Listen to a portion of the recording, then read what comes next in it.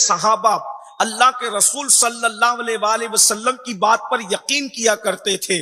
یاد رکھنا، جب تک کہ یہ امت اللہ و رسول کی باتوں پر سچے دل سے یقین کرنا نہیں سیکھتی، اس وقت تک عمل کا جذبہ پیدا ہو ہی نہیں سکتا، اس وقت تک دلوں میں خشیت ربانی پیدا ہو ہی نہیں سکتی۔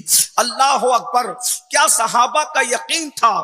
اللہ کے رسول علیہ الصلوۃ والتسلیم نے ایک دیہاتی سے گھوڑا خریدا، اور گھوڑا خریدنے کے بعد دیہاتی کی نیت خراب ہو گئی اور وہ اپنی بات سے مکر گیا۔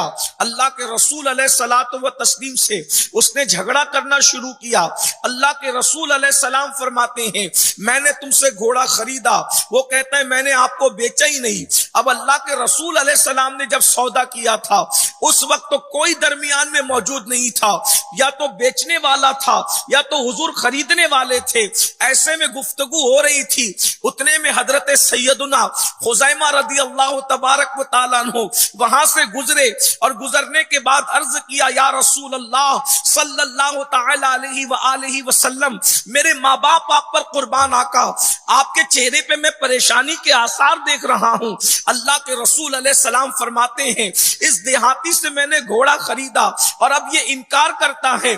اللہ کے رسول علیہ الصلوۃ والتسلیم فرماتے ہیں، اب یہ مجھ سے کہتا ہے کہ کوئی گواہ پیش کرو، اگر آپ اپنے قول میں سچے ہیں تو کوئی گواہ پیش کرو۔ اللہ اکبر! اور جب خریدی ہو رہی تھی، اس وقت تو کوئی گواہ موجود نہیں تھا۔ حضرت خزیمہ نے عرض کیا، یا رسول اللہ صلی اللہ علیہ وآلہ وسلم، میں اس بات کی گواہی دیتا ہوں کہ گھوڑے کا سودا آپ نے کیا ہے، گھوڑا آپ نے خریدا ہے۔ اللہ کے رسول علیہ السلام کی اس بات پر آقا علیہ السلام نے یہ بات سنی تو حضور ارشاد فرماتے ہیں، خزیمہ تم موجود نہیں تھے، اس کے بعد تم کس طریقے سے گواہی دے سکتے ہو اور کیوں گواہی دے رہے ہو؟ حضرت خزیمہ نے عرض کی، یا رسول اللہ، جب آپ نے کہا اللہ ایک ہے، بن دیکھے میں نے مان لیا۔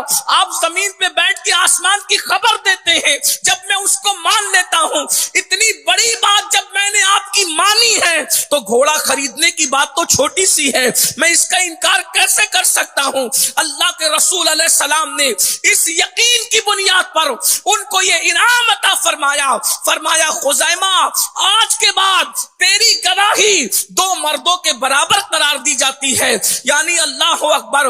آپ اگر کسی کے حق میں گواہی دے دیں تو اب کسی دوسرے گواہ کی ضرورت نہیں ہے، تمہاری گواہی ہی کافی ہو جائے گی۔ یہ صحابہ کرام کا یقین تھا۔